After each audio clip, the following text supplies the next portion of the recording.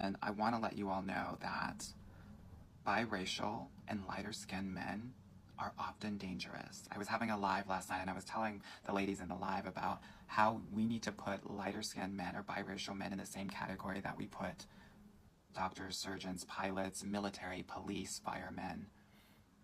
They have God complexes. And the reason why that is the case is because they have a variety of different privileges.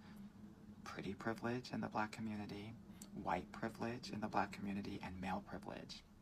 Secondly, their mothers, especially if their mothers are white, will enmesh them. They will raise them to be entitled, where everyone is doing things for them, so they don't have to work on themselves. That's number two. Number three, and this is really important because a lot of people don't understand this or think about this, biracial or lighter skinned men have the entitlement of a white man, but the trauma of a black man. So oftentimes what will happen is that will create narcissism. And it's very dangerous because that narcissism will translate or play itself out in domestic abuse or violence as well as emotional abuse. Super important. I mean, I want you to think about the Chris Browns. I want you to think about the Will Smiths. I want you to think about the Drakes of the world. I mean, there are many others, Jesse Williams. Please let me know what your experience has been with light-skinned men in the comments. If you think that what I'm saying is in line or not. As a dating coach, for black and brown women specifically, what I think is really important to counterbalance and to evaluate whether these men are actually in their narcissistic nature or not is to actually have very, very strong, healthy boundaries. What does this look like in dating?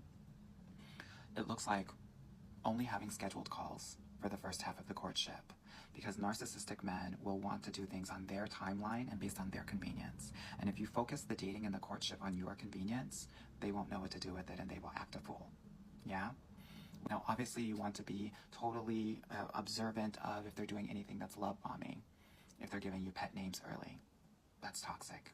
If they are future pacing, meaning like they're telling you on a first or second date that they want to take you to Paris for Christmas, right?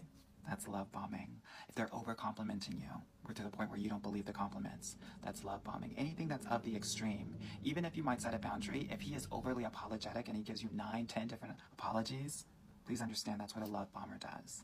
So I wanted to just offer that to you as you navigate this. Many black women will engage with like lighter skinned guys, one, because they want some of that pretty privilege. This is why many of us will get with hot guys.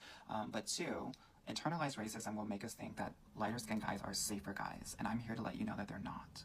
I hope this is helpful as you navigate your dating journey.